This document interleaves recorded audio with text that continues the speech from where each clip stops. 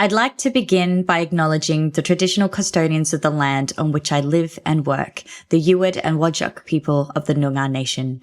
I pay my respects to their elders, past, present, and emerging, and extend that respect to all First Nations, including Aboriginal and Torres Strait Islanders who may be watching today's episode. One of the reasons why people turn to drugs so much, right, is to find an outlet and find a way out of the intensity. And it's kind of counterintuitive to think that trauma could be addictive. The way into the implicit is through the explicit memories, and then you discover this whole realm of unfelt feelings. Why am I feeling the way that I'm feeling now that I'm sober and feeling like tense in my body, not feeling safe in my body? It's ridiculous that we have to be talking heads on a podcast to try to explain to the audience that it's okay and not weird to bite. That's so weird, right, Paris? That shit's fucked, man.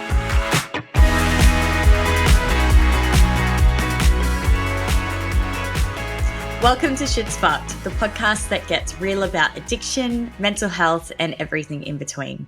I'm Paris, and I spent 17 years battling the bottle, 10 years hooked on meth, and I also did a stint in the escorting world, which nearly cost me everything, including my life. With both lived and professional experience, including qualifications in alcohol and other drugs, I'm here to share what I've learned along the way. Every journey's unique, and this podcast brings you stories, insights, and practical tools to help you find what works for you. Now, just a disclaimer, we dive into some tough topics here, including addiction, all forms of abuse, trauma, mental illness, suicide, self-harm, and the realities of life in recovery.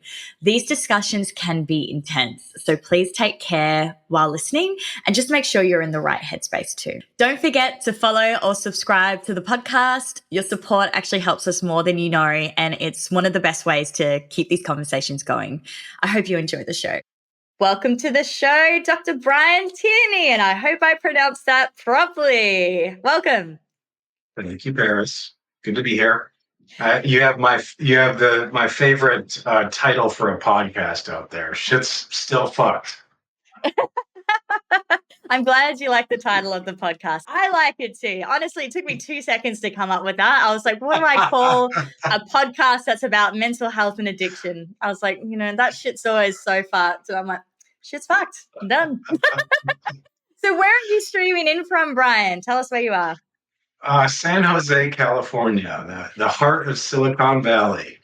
Beautiful. Or close to the heart, maybe the aorta. Nice. And what's the time over there?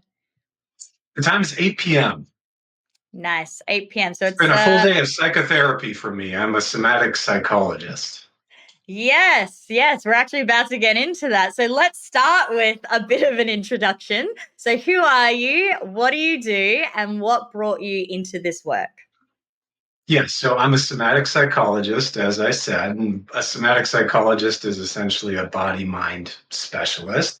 So, we take seriously, that we have bodies and things like posture. So the armchair psychologist is going to be doing cognitive behavioral therapy and helping, a person to change their cognitions. Somatic psychologists, we look at, posture, how a body is held over time. We look at faces, for example. I have this thing that I like to call RDF, rest in disgust face, as an example. Somebody like an elder or something like that who's in their 70s or 80s that has had a bit of a rough go, and they just, it's etched into their tissues. They have this kind of disgust, like they just smelled something horrible. And those tend to not be, the most approachable of people. And, so the body communicates, it's always communicating, and us body-mind specialists, we're talking directly with the body, directly with the nervous system. And our therapy is very much about that, changing brains and nervous systems, not just minds. Amazing. And what, thank you. What actually got you into that though in the first place? Was there an experience in your life that you had that made you start looking at that mind and body connection? Yeah, I call it my fur ball. My fur ball stuck in my throat. I was going to college and I was actually in Western Australia for a little bit, and I was actually pretty lost when I was there. I was smoking a lot of weed and just really, really lost and very socially anxious. And I felt like I had this kind of fur ball stuck in my throat, like I couldn't cough it out or something like that. And being around people ramped it up. Like this felt sense. The Chinese medicine calls it globus sensation, and so I went to Western medicine and you did all the diagnostics and the barium stuff that this weird white stuff that you drank so that you could do an x-ray of your throat and stuff.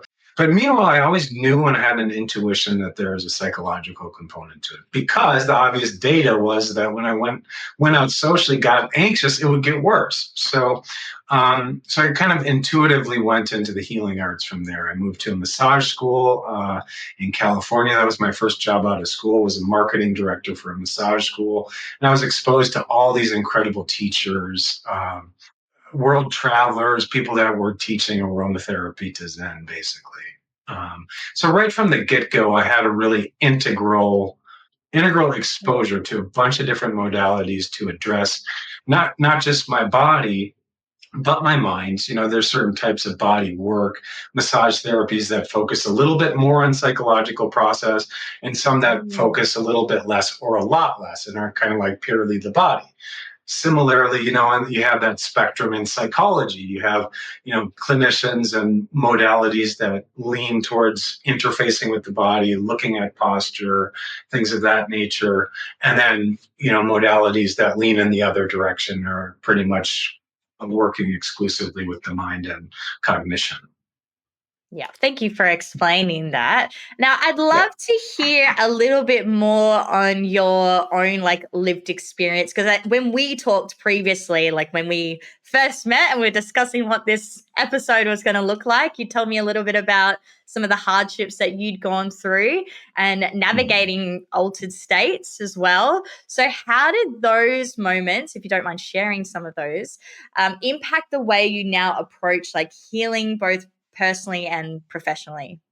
Well, I would say I've taken to saying that, drugs are a costly resource. That's kind of like my framing of it. And, as a kid that grew up in Midwest, America, that was the costly resource that I had in the beginning because I didn't know what to turn to. I had this feeling in my throat. I didn't know how to cough up the fur ball. Nobody was in there saying, hey, maybe you have some grief in there, or maybe you have some rage in there. What I had was the Western allopathic route and then the drugs. I had, booze and weed and stuff to help to ameliorate my mental suffering and my psychological suffering. But it was only later that I found out that, I don't need those costly resources. I need less costly resources that are going to be more efficient and effective. And gradually over time, what I came to discover, of course, was that I was holding trauma in my body, like the trauma of repression, and it's like death by a thousand cuts or whatever. There's this language out there about capital letter T trauma versus small letter T trauma. I can't say that I've had a lot of capital letter T trauma, although I've had a bit. I've had, mainly this. It's interesting to think about repression as a type of trauma, but I think it could be thought of in that way. Repressing emotions for many, many years. I gave you the example of resting disgust phase. Well, for somebody that's chronically and compulsively disgusted, such that their whole personality structures become disgusted at life, they are repressing emotion.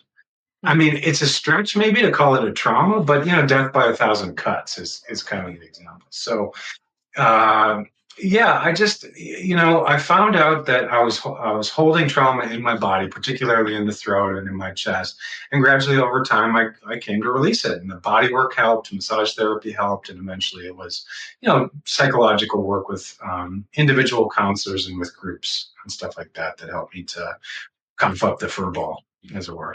And I think that's really interesting that you were able to kind of come to that conclusion because I know for me, it took me so long to even learn about the mind body connection, right? It was one journey in itself to just get out of addiction, active addiction, and to just get sober. That was one part of the journey. But then it was the aftermath after that, I needed to learn a little bit more on, why am I feeling the way that I'm feeling now that I'm sober, and feeling like so tense in my body, not feeling safe in my body, and learning how trauma is stored and just ways that we can release it. I mean, it's something that I'm still learning today. So this kind of leads me into my next question, which is psychotherapy in particular can sound a bit like abstract for people new to it. So how would you describe it in everyday language, and what makes it such a powerful approach for working with trauma in particular? So the body remembers. So there's a distinction between explicit memories and implicit memories. It's a pretty core distinction in somatic psychotherapy, and what that means is that there's the memories that we can explicitly remember. We can remember the content, the what happened, even if it's vague. There's a sense of explicit recall. Now, with trauma, there's a lot of implicit memory. What does that mean? There's actually memories in your body and in the subcortical regions of the brain. So, like the deep brain structures that are close to the core of the brain. There's a type of memory there that has a lot to do with fight flight schemas and sequences. And so the body remembers, body keeps the score. That's one of the famous books that's out there. And really, what we're doing in somatic psychotherapy, a lot of the times, especially when it comes to trauma resolution one, is we're trying to get at those implicit memories. And we use the explicit memories. And what does that look like? Okay, let's say there was a car accident. That's a trauma. Like a very traumatizing thing for a lot of people is being in a really bad car accident. Okay, so you have the explicit memory of the car accident. You know that it happened, but then there's this whole file folder of experiences that, because of repression, not feeling safe, or just because of the intensity of the situation, there's a file folder that's sort of zipped up with implicit memories. And what do I mean by implicit memories? Once you get in through the kind of doorway of the explicit memory, okay, and what does that look like? Person's eyes are closed, for example, and they're thinking about the memory. I'm helping them to pace the memory, because once that implicit memory starts to get unzipped, it can be very overwhelming and we need to take it slow.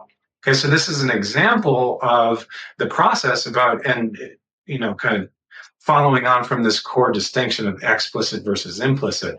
The way into the implicit is through the explicit memories, and then you discover this whole realm of unfelt feelings that need to be processed with a professional so that the person can pace themselves, or therapists can pace them so it doesn't overwhelm them, and then just create a sort of new addition to an old conflict, or like a kind of, because patterns want to recreate themselves. Freud called it a repetition compulsion.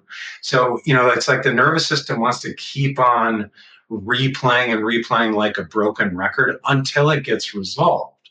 So what's the new thing? Even though the body resists it because it keeps on wanting to replay, the new thing is the therapist like me helping the person to slow down. What's somatic about it? Inviting their awareness to, for example, the feet on the ground. When we get overwhelmed, we get up in our heads. It's often very airy. It's often very, very much up here.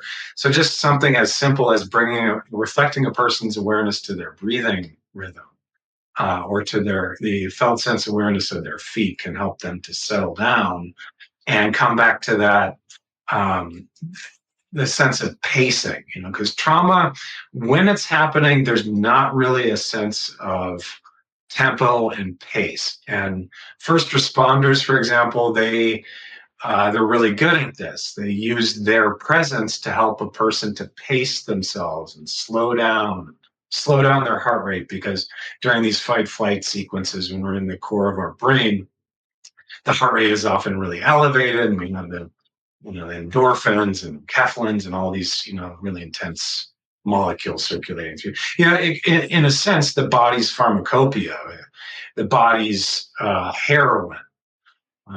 We could even say that, and I say this in class, that PTSD is addictive. I mentioned Freud's repetition compulsion is kind of counterintuitive to think that trauma could be addictive or PTSD could be addictive. But if you look at the neuroscience, it makes some sense because when you have a flashback, what happens is that the core of the brain will circulate opioids out. Opioids is the Mm. body's endogenous painkiller. And then so you get a bit of a hit of an opioid. And so there can be some potential gains in not clearing trauma.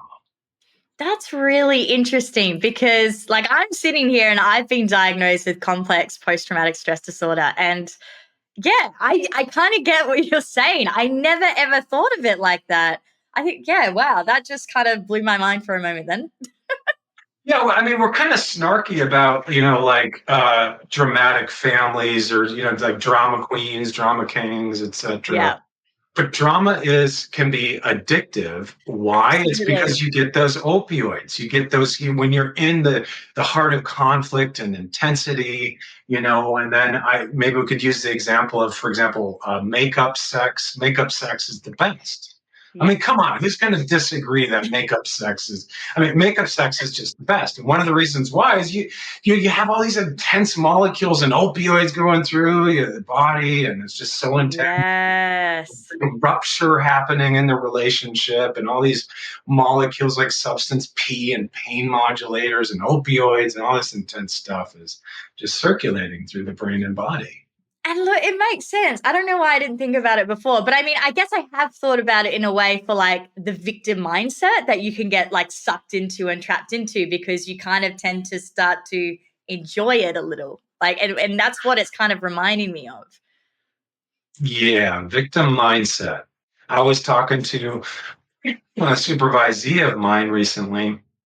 And this is a somebody that's recovered from being victimized, and she was in a abusive relationship, physically abusive relationship for many years. And she named that. She named that she was addicted to the makeup sex. She was addicted to the drama.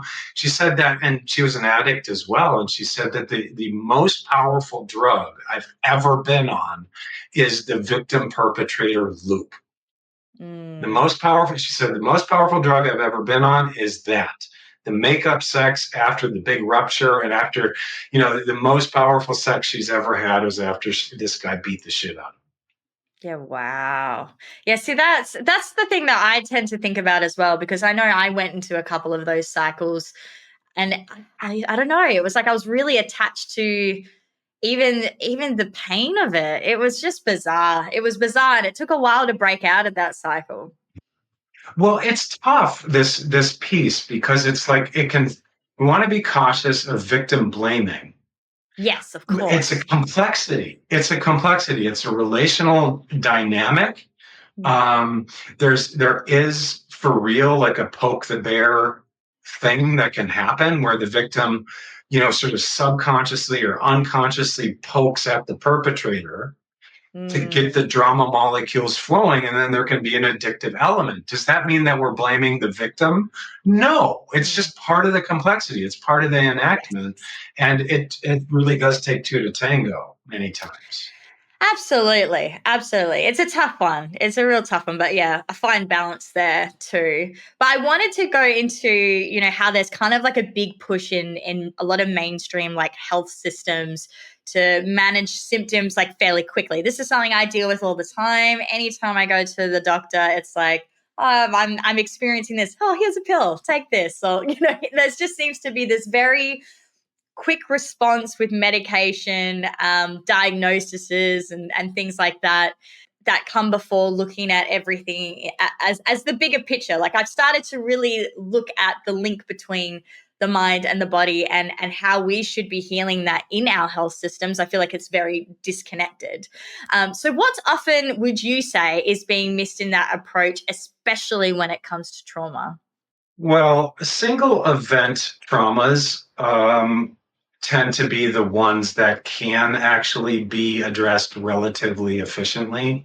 And some phobias where, it does happen clinically where it's one and done, Mm, where I can do some processing work with somebody. And there really is a sense like, for example, with an elevator phobia, we regress. We do the explicit memory as the gateway into the implicit memory and get those feelings out, and they have a big purge and they have a big emotional release. And then there's really a sense after that that they've cleared the trauma because it was a single event, bad thing that happened in the elevator, and then was the core node in the network of emotions and memories and things like that.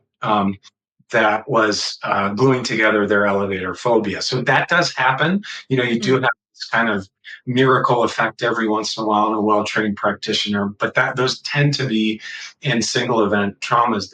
And a lot of times, most of us, and I don't think any of us are fully getting out of life without trauma. It's going to be more complex than that. And as a general principle, healing is complex and takes a long time. And I think this is one of the appeals of things like the so-called psychedelic renaissance, or the second wave psychedelic healing renaissance, is that like this kind of like a holy grail or something like that, where you take the magic pill and then all of a sudden, and you hear it all over the place. Actually, if you're listening to podcasts about this stuff, like uh, taking this or that psychedelic was like 6 years of therapy, as if they did Yes. 6 years of therapy, Heard that a lot. and they're speaking to, it's like, listen, folks, it just, hard work is hard work. And a lot of times healing is just hard work. And one of the things that Freud got right, and the early psychoanalysts, is that, what, we have to look at our shadow. We have to look at the stuff that we hide, repress, and deny.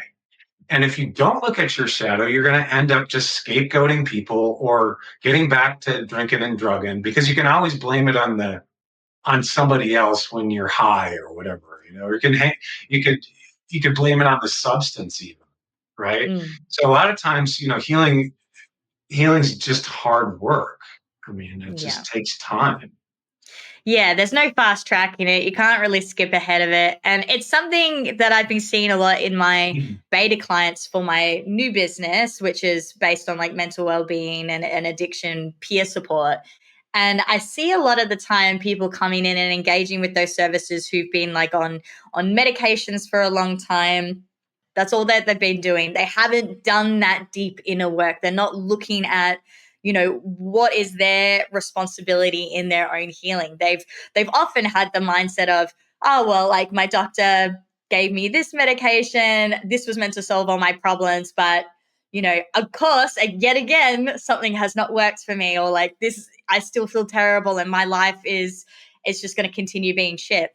And that's something that I see a lot of. I don't know if that's something that you see a lot of, but I see that heaps. I feel like people tend to avoid that area because, I mean, it's a hard area to go into. Like, it's really uncomfortable.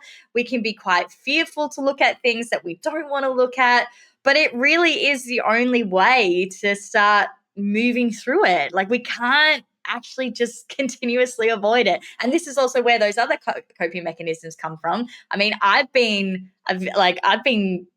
exactly there. Like, I was someone who used drugs and alcohol to escape a lot of these feelings. I didn't want to confront any of it, but did it help me? Like, no, I didn't get any better. It was only making my life worse. It wasn't until I actually got to the root of, all right, this is why my life is the way that it is, and taking some accountability and responsibility in my own healing, that I actually started to move forward again. Look, life is intense, Mm. and there's things that we can do to develop robustness and, resilience. I think is a great term. I think it's kind of a bad trend that within, it's good that people are becoming more sensitive to trauma, talking about trauma, talking about narcissists and codependence and all of that stuff. But the shadow of that is that I think there's like a sliding into excessive fragility, or an excessive orientation to fragility, and just kind of like assuming fragility. I see this with families a lot and with couples. It kind of like assuming that the person is fragile rather than robust. And I don't think that's a good direction. I mean, maybe it's a pendulum swing because they're in developmental psychology for the 50s and 60s, probably 50s would be a better era to think about. You have this assumption in parenting that you should just kind of let the kids cry through it or something like just kind of assuming too much robustness and like doing circumcision surgeries and stuff like that and just assuming that the kid doesn't feel it or something like that, or it's not going to leave an indelible mark. And now it seems to me like the pendulum is swinging in the opposite direction, and we're kind of assuming excessive fragility. And I think it's not really a good direction. I mean, life is intense, and that's one of the reasons why people turn to drugs so much, right? Is to find an outlet and find a way out of the intensity. But at the end of the day, right, you're not gonna find any permanent release from that intensity. And the thing is with trauma and with trauma resolution techniques and with, taking Zoloft or whatever pharmacological agent it is or a psychedelic, there's this fantasy or this carrot, I call it arrivalism, this kind of compulsion in the human to kind of like orient to a time after and capitalistic society and branding and all this sort of slots into it. If you do the work, then you will arrive at what? Arrive at a place beyond the intensity. But that's a con job. It isn't there. Life, you see, life is intense. Yeah, absolutely. And even if you do get to a place of like, you've got some inner peace, things are good, life could throw another obstacle and shake shit up again. Like it could change in 2 seconds. I was doing just fine, having a great week. We just got back from Germany. Things were going just great. I was sleeping. I was having a great night of sleep. And then all of a sudden I hear this horrible sound. And what is it? It's my little dog deciding to protect the house from a raccoon. Now, in America, we have these raccoons, and they are badass. They are dangerous beasts, Oh, okay. And so this is what's happening in the middle. It's 2:30 a.m. Boom! I'm right into fight flight. I'm running out of bed, and that's intense. It's just like the raccoon is going to be in the backyard eventually. Yeah. Yeah. The metaphoric raccoon, as it were. Yeah. Yeah. That's it. And look, it's a wombat. I don't know. Wombats aren't particularly dangerous, so I still wouldn't want to mess with a wombat. Nah. Yeah, you want to leave the wombats alone. But no, I do really like a lot of the points that you raised. And I think that is a big issue as well, is I feel like we're not focusing on building resilience a lot of the time. And I think we are kind of viewing people in a much more fragile way. I totally agree with that statement. But in the sense of, though, as well, it's like still holding compassion and empathy for the experiences that people go through. I mean, life is so hard. It's difficult. Yeah. So it's tough. It's really tough. It's hard to find that balance. Yeah. And one of the things that I'm really passionate about in my writing and my thinking is that, trauma isn't funny.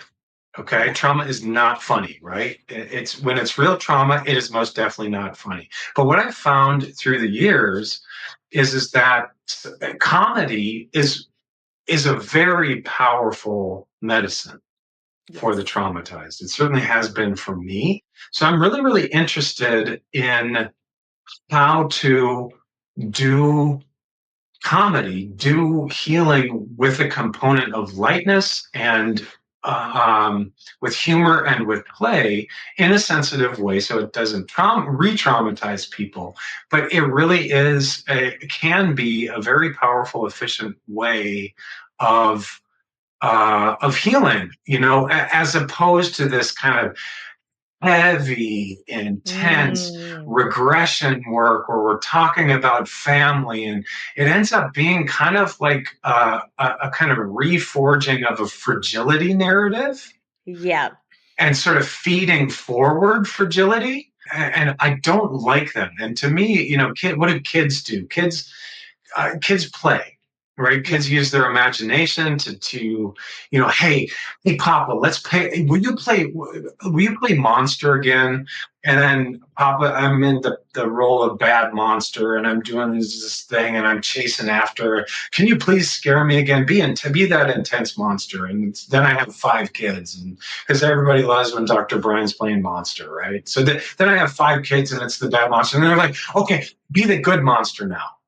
Okay, and then I'm the good monster, and so they just play this stuff out, and they work, and it's a way of tooling around and playing with the great intensities of life, and in a way, they've really got it down. Children do, Mm.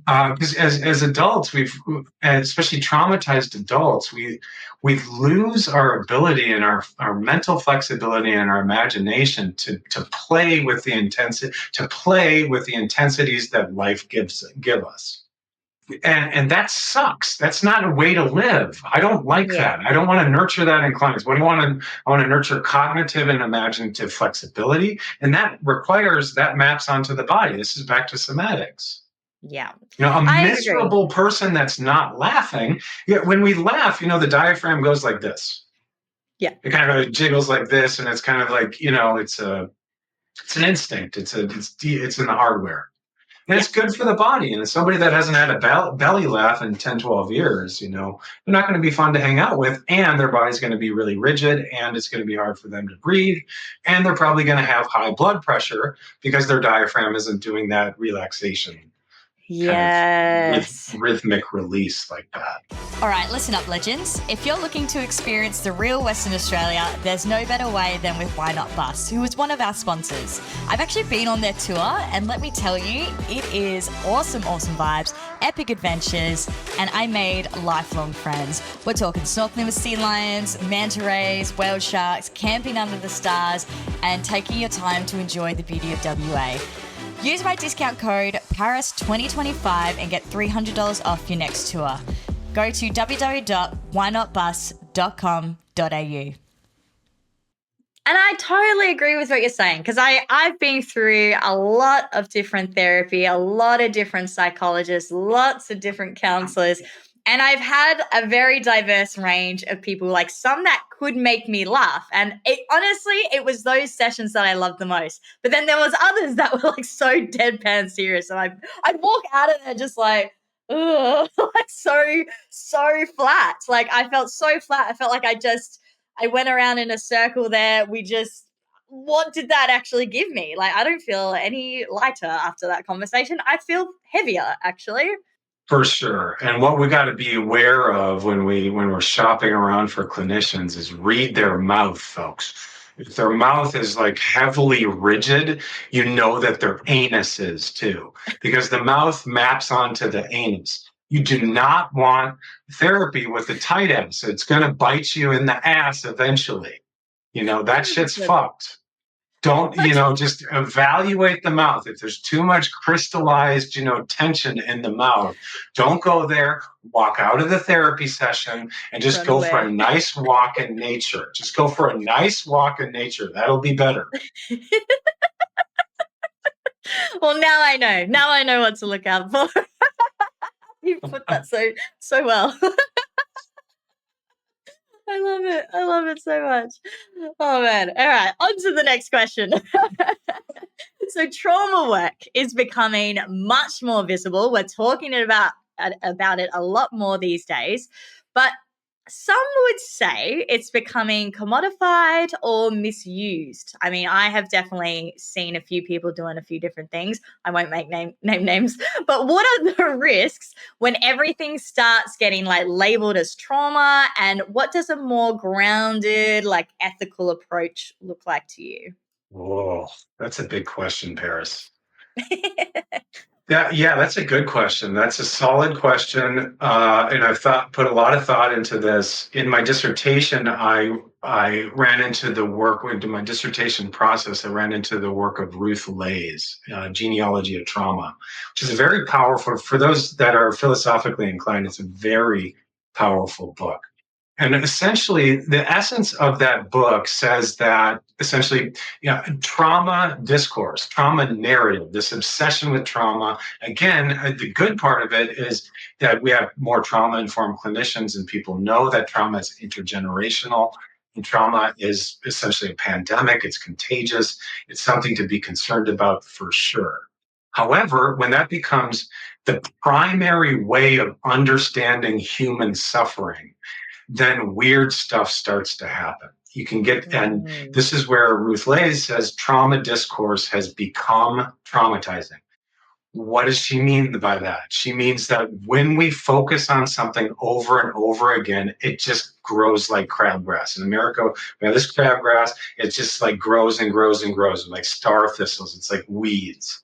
So you focus on something, and it just has a way of repeating and growing and repeating and growing. And a great example of that is called the memory wars of the 90s, where it was proven that this early focus on trauma, clients and therapists were unconsciously creating false memories. Okay. Right. And it came into light that this is just what's happening clinically, that there's a creation of false memories happening clinically every day. And to this day, this thing is happening. Why? Because you have a client that wants to understand their suffering. What the modern discourse is we have an answer for that. It's trauma. Okay. So then what? Then we just have a convenient way of hanging life suffering. And I'm not trying to undermine the pain of actually traumatized individuals. Trauma hurts, it's shattering, it's fragmenting, it's terrifying, it's horrible. But as the culture-wide question that you're bringing us into this domain, it's a really important thing, is that there is no final solution to human suffering. We can't just hang it on, that's because this original, because then we're just back in an Eden myth or something like that. And we can't account for just the tension and the intensity that life just is. What I'm so frustrated about is it's like life isn't painful just because of trauma, folks. Yes. But people want that, they want that easy solution. They want the psychedelic weekend where they can go into their trauma regression and then Mm.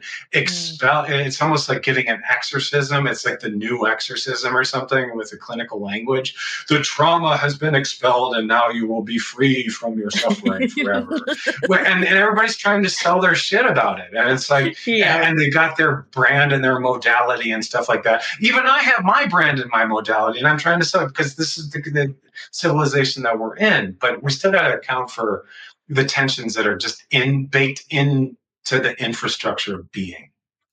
Absolutely. Again, couldn't agree more because I have actually been through that myself. Like, I remember, just constantly trying to analyze myself and my life, like trying to get answers like, why am I like the way that I am? Like, why is my life like this? And that loop like kept me stuck for years. Like, I wasn't progressing at all. And it wasn't honestly until I started to let go of the idea that maybe I don't need to analyze everything. Maybe I don't need the answers to everything. Maybe I need to just be. Maybe I just need to go with the ebbs and flows in life and just be a little human and play on this earth and not analyze it so much. I was like, I feel like that is bringing me suffering, trying to figure out all these things that I don't think I'll ever really have the answers to. Like, yeah, I got caught up Yeah. in that something real good. Yeah, remember like when we were kids, like we used to just make up words. Yeah. Right? I mean, did you do that when you were a kid, Paris? Yeah, I Like did. just I make did. up words. I remember in like second grade trying to make up a new language with a friend of mine. And we're Love just it. saying gibberish words and sort of like pretending that it meant something. Yeah. That's like freedom. Yeah. Yeah, and we failed to realize that all these new complex languages that we're inventing around trauma and clinical languages, and even, Hmm. and of course, in the rooms of AA and 12 steps, it could get hot and heavy and humorless in there. Oh, yeah. So hectic in there. It just it's like, whoa, whoa. And I guess the theme of this is like, the inner child work is really important. And even to call it work is like a misnomer. That we need to just make up shit. We need to doodle with our consciousness. We need to do nonsensical stuff because that's one of the dimensions of being that sets us free Yeah, from the absolutely. suffering momentarily. And then, Yeah. And then and then we're right there's the back to raccoon in the back. it. That damn raccoon. No, but it's so true. It is so damn true, though. Oh, but no, this is great. I am fucking loving this conversation, by the way, Dr. B. Loving it. Now, I want to ask a little bit more into like the physical side of the somatic healing and work that you do. So, how do you work with the body to shift those ingrained like stress responses, and what changes do people tend to notice when that starts to happen? So the basic language of nerves and the nervous system is charge and discharge. So you go down to a neuron level and there's an inflow of calcium ions, for example, and a kind of building up of charge and then a discharge and into the postsynaptic space and all that complex language. But the basic binary, I think a really useful way to think about it is charge and discharge. Now, when we get enculturated as kids into a society, and it's often a repressed society where certain emotions are okay and certain emotions are not okay, we start to build up a charge, and then that discharge. The discharge process starts to become afflicted by all these cultural rules. For men, a lot of the cultural rules are don't cry because you're a wimp.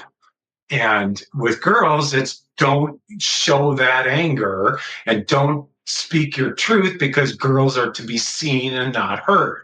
So, Absolutely. swallow that aggression. You need to be a good girl. So, the taboo emotion for girls and women tends to be anger or rage, and the taboo emotion for, obviously, statistically speaking, and as a generalization, men tends to be grief and sadness. So what you have then is something happens. Let's say somebody, at the market, you have a transaction, you're buying something, and they're mean to you, and the tender-hearted element responds with a grief response. There's a charge. Okay. The body charges up with ouch, and you can see this written on a kid's face when something, I was watching my 5-year-old girl hang out with her 5-year-old friend, and my little girl um, took the spoon out of the sour cream or something like that too quickly from the other girl before she had a chance to take the sour cream herself. And immediately what happened is that the discharge of the grief came immediately to her eyes, and there was a discharge coming from her eyes, as if to say, and there's no gap, right, between the charging up of ouch and the discharge and showing the impact of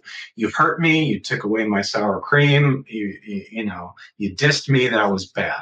Okay, so if we take this binary and this instructive charge and discharge map with us into the clinic, and when we're talking about stuff, obviously as a psychotherapist, we're going to be talking about stuff.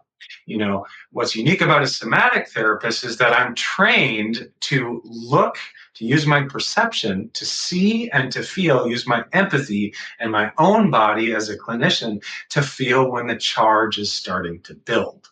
Mm. Okay. Now, in psychotherapy, classical psychotherapy, let's say somebody starts to cry. Now, that's a discharge, but what a somatic therapist like myself will do is we'll have more detailed information about what's next and how much discharge needs to happen to get a Mm. satisfying release. So a lot of family systems will allow, if you're lucky, they will allow, like, for example, one wave of grief. So it's okay to cry a bit, so you can cry, but then this cultural rule comes in, or the family kind of implicitly or explicitly says, okay, well, let's kind of move on. We gave you your space to cry, and one wave is okay, and now let's talk about stuff and be rational.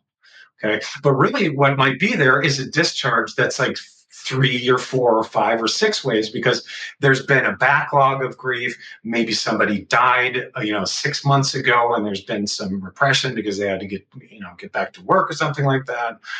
And then, so what I'm noticing and what I have from all of my experience is, okay, now the person is crying, but I can feel in my body, because my body is an instrument as a somatic clinician, that now we've met with this cultural rule that says the second wave of grief is not okay. Mm. Okay, so then I have a skill set to sort of nurture, midwife, whatever metaphor you want to use, that next wave of emotion. And then what we Right. have is a real satisfying discharge.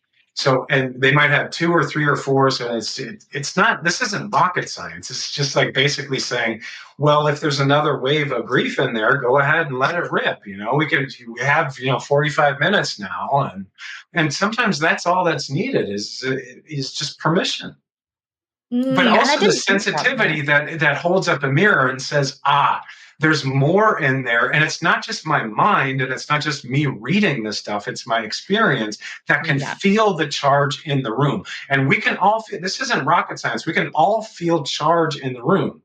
It's just Mm. there, right? Yeah. And it's just having a language for it and bringing it into an explicit space that doesn't sound woo woo and woogie woogie. That is the art of the science, and the science of the art.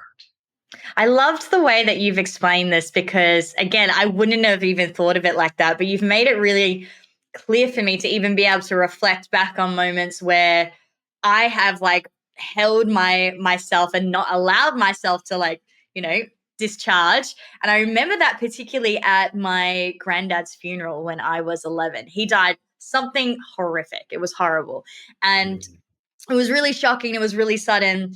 And I just found myself, like, as an 11-year-old at this funeral, trying to be strong because, like, my dad used to always be like, have a cup of cement and like, you'll be all right. Like, shut the fuck up, basically.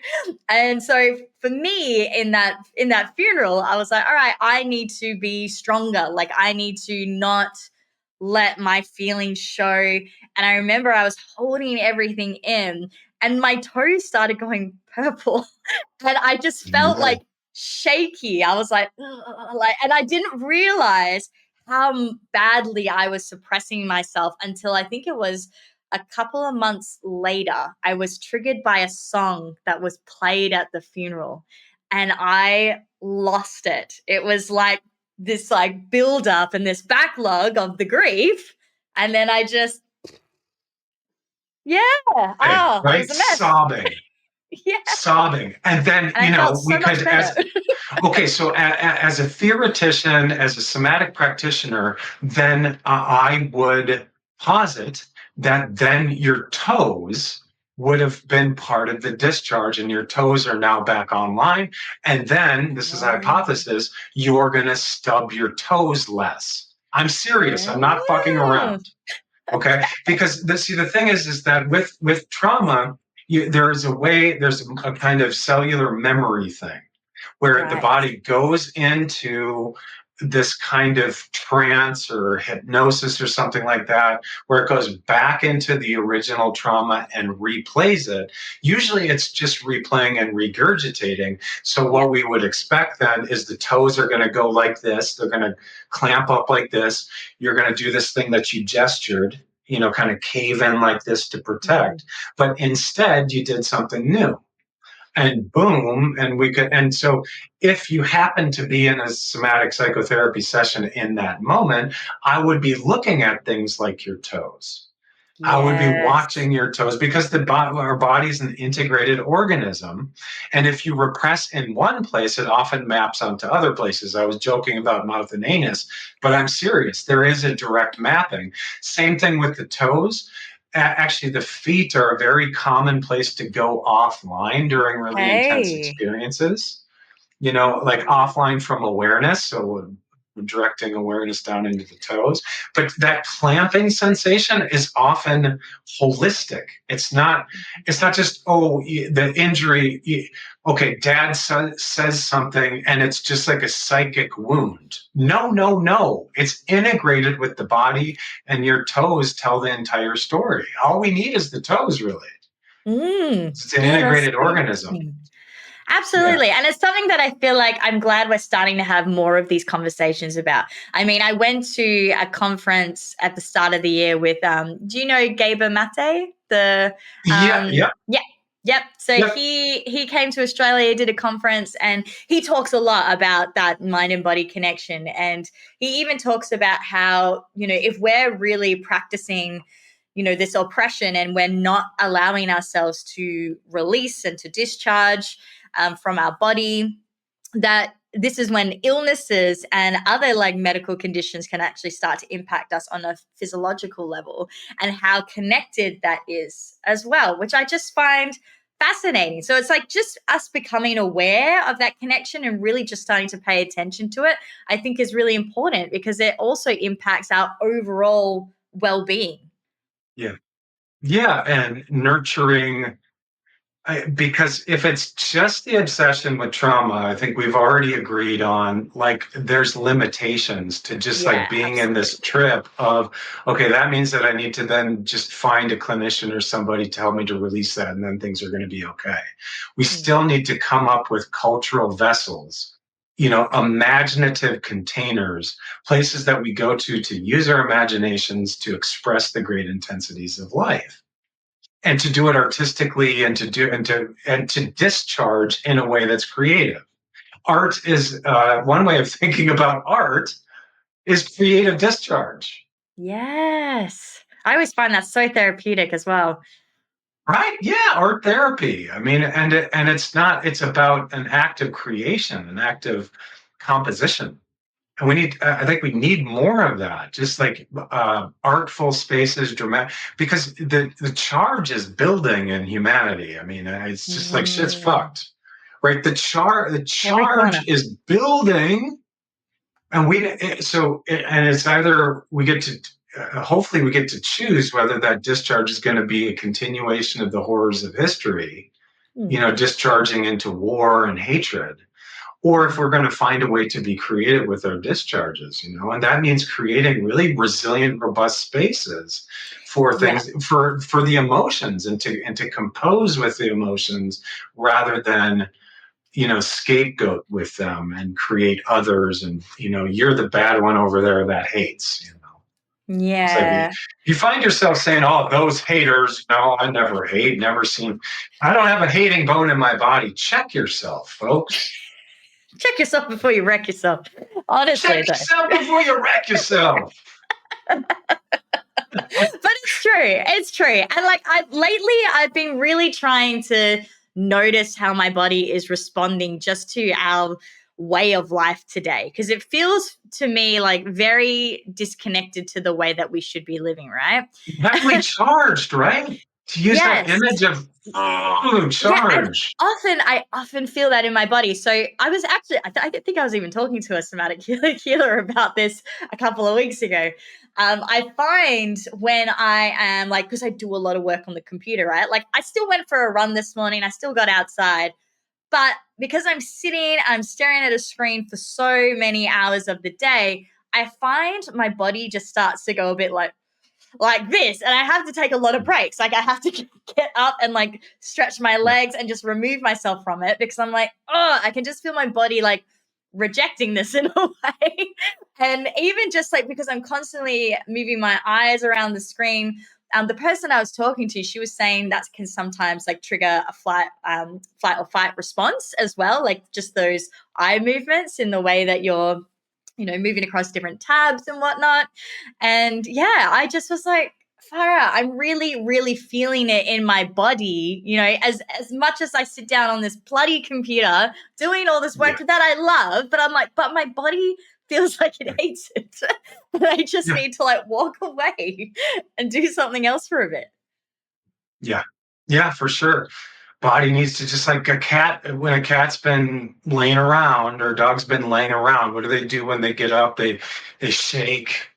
That's They true. naturally sort of languidly move their hips, but I think when our hips are sitting for hour after hour after hour, they get into this lockdown mode. Mm. And this is why we need, belly dancing teachers and stuff like that. And just, there's an intuitive way that the body wants to move, Mm. that I think we've been enculturated out of. Yes, I You know what I mean? agree. It's like just to kind of do this kind of snaky thing, or snaky, shaky stuff. That's what bodies naturally do to when they've been crystallized in a particular position to melt. Just gonna So, stretch and like move my body a and we bit. hold so much here, Yeah, we do. We so do. much here. I have noticed Oh, that. I go to what do I call it? A chiropractor, and she actually releases my jaw like every time because it is so yeah, like. yeah. And now I'm Yeah. very aware of that. I mean, my joke with my students is, the job of the somatic psychologist should be to unfuck the face. I love Because, that. it's like Facebook and just like the excessive focus of identity and Yeah. facial posturing. Well, if you think about it and you feel it and you have the awareness to really feel into it, we're constantly posturing with Yes. our face in terms of the little charges and microcharging charges that we're holding back. And there's so much limited range. I mean, we're biting mammals, for God's sakes. So there's a layer of our body that wants to bite people occasionally. I mean, Oh, I felt it. yeah, right. I mean, it's like I it's bite my intense. partner all the time. Nice. Yeah, it's nice when you got consent going on. It's like my 5-year-old is now like, Consent. Papa, can I bite you? I'll start really slow. Okay, we have a language for it now. Okay, I'll start really slow, and I'm like, go for it, girl. I'll tell you when it's too much. I love it. Honestly, like me and my partner will be just like chilling watching a movie, and like I might be behind him, and then I'll just be like, on just I love that because it can give you the goosebump response a lot. love it. Makes you It feel gives you the good. goosebump response, yeah. Paris, I'm so about the goosebump response. So if we're All going to right, go let's talk into about it. kind of strange, like kind of spiritual discourse, the most spiritual moments, and I guess we could say that there's moments in client work and clinic work where it really does feel like a sacred atmosphere. Like very important work is happening, special work and there's an element of the sacred that comes into the room. What I've noticed over many years of different types of spiritualities and religion, and just being an explorer and somebody that's just curious, deeply curious about the human condition. What I've noticed over time is that this presence of the holy or the sacred, whatever we want to call it, is often accompanied by the goosebump response, by the tingling Mm. response. And that's actually, believe it or not, that is actually in the research literature as well. And it's called, and buckle up, I love this term. It's called involuntary piloerection. So involuntary That's a new one. piloerection has been shown in the literature and in research and scientific studies that it's often accompanied subjectively with feelings of awe, transcendence, feelings of epiphany, natural epiphany, and so on. So I I personally think that when the tingle response is happening, we are in the zone. So I'm in the zone when I am You are in the chomping zone down. when you deliver that bite and you're chomping on the neck and the goosebumps are really happening. Oh yeah, and people that Nice. experience goosebumps more often are higher in openness to experience. Oh, that sounds like Because me to a T. obviously, if somebody, okay, so no, let's go with this for a second. Because if somebody wasn't open to that, and your Yeah. partner was like, ugh, like, ugh, gross, or that is low on openness to experience. I'm Yes. not open to just feeling the sensation of that coming, so I'm going to clamp down. And it's been Yeah. shown in the literature again and again that people that experience the goosebump sensation more often are higher in openness to experience. So those are the types of people that are like, okay, it kind of hurts or it's kind of weird or whatever, and but you're into it, so I'll just kind of check it out and let's kind of come up with some agreements, red light, yellow light, green light, Yeah. about some communication about where the boundary is and so on. But Yeah, I'm still learning the boundary. I'm constantly testing the waters with him, but I can't help it. I feel like sometimes I just go into play mode really quickly. And I honestly put that down to him though as well. Like he just makes me feel so safe that I can just fully openly express myself and my inner child just comes right out. And then that's where the biting comes in and yeah, everything well, else. I mean, if you think about it, it's bizarre that we would need to do so much verbal gymnastics around it. It's like, listen, we're mammals. Hello, have you seen other furry, cuddly mammals and like how they behave?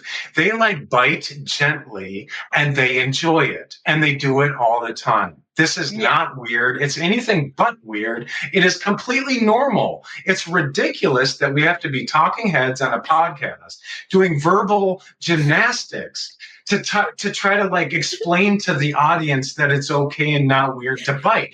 That's so weird, right, Paris? That shit's fucked, When man. you put it like that, Seriously. yeah. God, I just We got should really all like be brought down pissed. to reality It there. is our birthright. That's our birthright. You can bite with consent. With consent. Yeah. We'll add that in there. Well, Oh in man. the animal world, if you look like at little wolf pups or whatever, there's an implied consent that the bigger wolf pup isn't gonna actually hurt the smaller wolf pup. It's like in the hardware, and if the bigger wolf pup crosses that line, they're gonna hear from the other wolf pups. You know, Yes, I'm not saying that we absolutely. shouldn't do verbal consent or whatnot. I'm just trying to bring focus to how ridiculous it can be, and how like how fragile we've become. Like, Absolutely. like, oh, is that okay? And it again, it plays out with children. Like I do the consent thing with my daughter, and I deal with tickling. I care a lot about tickling. Tickling is another birthright. Tickling should feel good. A lot of Yes. fathers and caregivers out there don't listen to the child when they say stop Stop. because it can Yeah. be overwhelming. So then Mm-hmm. they, out of their own desire to have fun, they keep on tickling them and cross the boundary, Yeah. and so, but the interesting thing of what I found with my daughter is that, okay, I'll stop every time you say stop, like every time you say stop, I'm going to stop tickling you. And then she starts to want to play this game where she's like, Papa, when I say stop next time, will you not stop? Where's the line? Can we play that game now? And she's like, okay, tickle me, Papa, but this time, next time when I say stop, I don't want you to stop tickling me. Okay, it's like you're not tickling. She's like, ah! And she says stop, and I stop, and she's like, why'd you stop? I told you not to stop. So like lost as to where that line is. I'm like, what do you want? I don't know anymore. Well, it's just, I mean, it's back to kids and this natural curiosity and Yes. flexibility that goes with language as an exploration. And identity is yet to be crystallized and formed, and the body is still very flexible. The mind is still very flexible. So, a boundary, like a living cell, a boundary is a living, thinking thing that communicates and changes. It's not just some rigid Mm. thing that it's like, okay, now I'm going to create a franchise out of it. Yeah, I don't know. absolutely. No, absolutely. I just want to be mindful of the time here, but Brian, can you tell us if someone like listening wanted to engage with your services or, learn anything more further from you, what is the best way for them to reach out to you? Okay, so my brand is the Somatic Doctor. So my website is somaticdoctor.com. And on Instagram, it's hashtag Somatic Doctor. Um, I also do a podcast called The Boundless Body. So the best way to reach me is, somaticdoctor@gmail.com. Just send me an email. I do somatic coaching sessions worldwide. So if you vibe with anything that I've said and want to do some work with me, it doesn't have to be an intense weekly agreement, to just get in and do the therapy. It could be like, let's do some exploration. Let's get curious and, just ask me some questions. Don't hesitate to reach out. Seriously, I like to think I'm an approachable guy and just send me an email. You definitely are. Thank you so much for that. And No. to wrap it up, for someone listening who feels maybe a little bit stuck in survival mode, maybe burnt out, disconnected, or lost, what's one small shift they could try that might start to bring a sense of safety or possibility back online? Well, I mean, the first response is something simple like put your feet in ice water. I mean, seriously, it can just be a simple but powerful state change. And then when you dry your feet off after you've had a nice ice bath, just ask yourself what's something playful I can do today? Because I'm all about play these days and how much because play is a form of potentially healthy and creative discharge. We need to figure out ways to do that. So, get your toes squeaky clean with cold water and then bring those feet out into the realm of play. Amazing. Thank you so much, Dr. B, for coming on the show today. This was a great conversation. I honestly learned a lot from you, and I can't wait to get this out there and, hopefully to get some people in contact with you as well to learn a little bit more. Thanks, Paris. Keep up the good work. No worries. You too. Well, I'll see you soon. Okay. See you soon. Bye. Bye-bye.